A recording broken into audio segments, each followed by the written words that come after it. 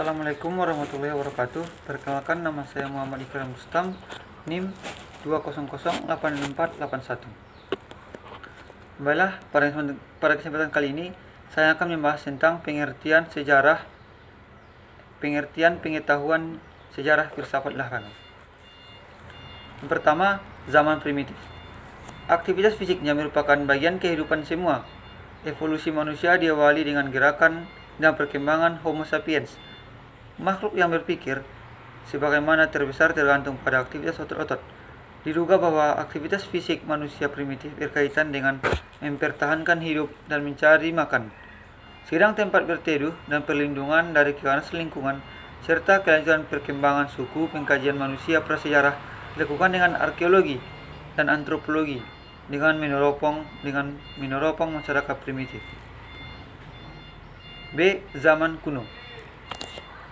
Dua kebudayaan kuno yang masih tetap bertahan dan masih tetap hidup adalah Cina dan India sukar sekali melukiskan sejarah kedua kebudayaan. Karena harus menjangkau waktu yang jauh ke masa lampau, Cina mewariskan jenis aktivitas fisik dan permainan. Wen Changwu, seorang ahli, menunjukkan bahwa pada abad-abad permulaan di Cina, hidup diwarnai oleh tarian-tarian bulat, panahan, pemeliharaan, dan berbagai aktivitas fisik. Yang ketiga, yang C, zaman Grek. Jika Sumeria merupakan tempat kelahiran, maka Grek mencapai kedewasaannya. Tak ada bangsa lain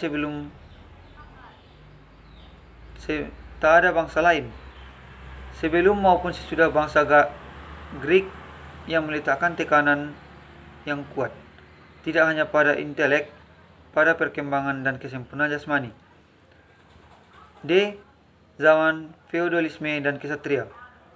Feodalisme merupakan cara hidup yang terdapat dalam abad pertengahan yang timbul dari kekacauan setelah jatuhnya Romawi. Semua kehidupan politik, ekonomi, sosial terpusat pada feodalisme. Hanya ada dua macam profesi yang terbuka bagi anak muda kelas sosial tinggi, yakni pejabat gereja atau jadi kesatria.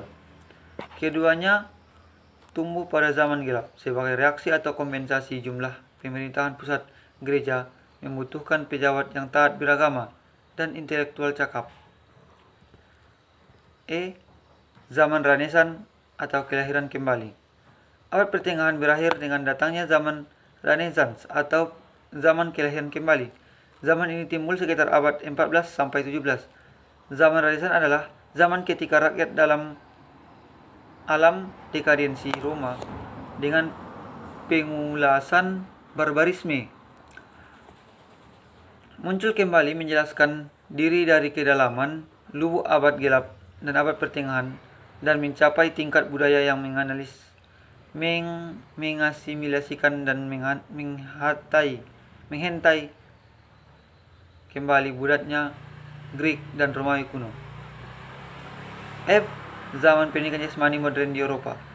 Sementara Renaissance tumbuh bersama dengan reformasi Protestan, budaya Eropa memasuki periode nasionalisme. Timbulnya nasionalisme menandai tumbuhnya masyarakat modern. Negara-negara nasionalis yang kuat mulai terbentuk di bawah kekuasaan monarki.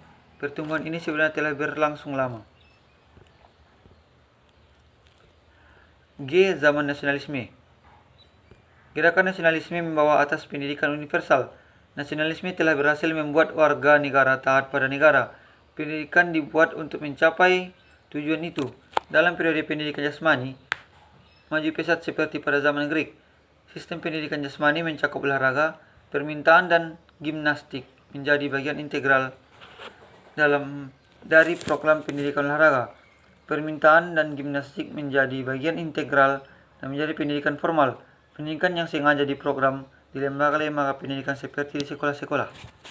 Sekian yang dapat saya sampaikan. Assalamualaikum warahmatullahi wabarakatuh.